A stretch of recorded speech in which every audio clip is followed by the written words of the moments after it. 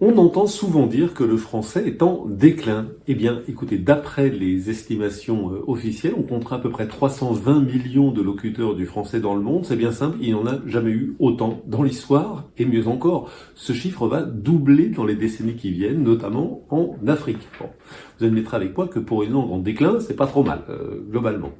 On entend souvent dire aussi que le français serait la langue de Molière. Eh bien, regardez ces trois mots.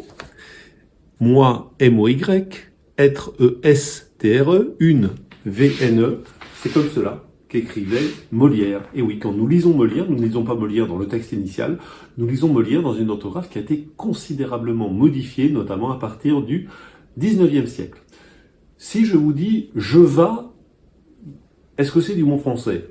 Vous allez me dire non, et je vous avoue que j'aurais dit non aussi il y a quelque temps. Eh bien en fait, c'est une conjugaison qui est employée assez couramment par des francophones, notamment en Amérique du Nord. Voilà, des informations comme celle-là, on en trouve des dizaines et des dizaines dans un cahier d'activités que viennent de publier les linguistes atterrés. Alors les linguistes atterrés, si vous vous en souvenez, c'est un groupe de linguistes, d'universitaires qui ont publié il y a quelque temps un petit livret qui s'appelait « Le français va très bien, merci », qui a connu un succès considérable.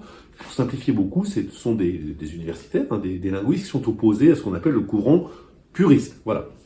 Ils publient ce cahier d'activités avec des tas d'informations comme celle-ci.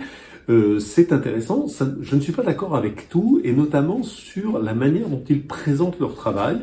Ils disent, voilà, par exemple, ce sont des connaissances de base en matière de sciences du langage et des faits établis sur des données réelles. Bien, alors c'est parfois le cas, les chiffres du français sont tout à fait officiels, mais ça n'est pas toujours le cas. Notamment, ils préconisent de ne plus accorder les participes passés avec le verbe avoir, de dire par exemple les poésies que j'ai appris et non pas les poésies que j'ai apprises.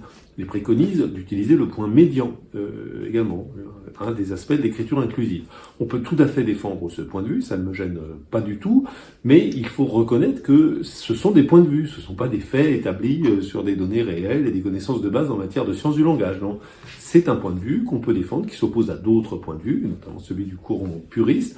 Il faut admettre que l'idéologie n'est pas que d'un seul côté, comme ils le disent, du côté des puristes, et que ce serait du côté de la science. Ça me paraît un peu caricatural. Il n'empêche, ce cahier d'activité, je vous le recommande, parce qu'il y a plein de choses, beaucoup d'informations, en plus il y a pas mal d'humour, ce qui est quand même très agréable, c'est très ludique, et donc c'est stimulant, y compris quand de temps en temps on n'est pas forcément d'accord, ça oblige quand même à réfléchir, parce que c'est toujours très argumenté.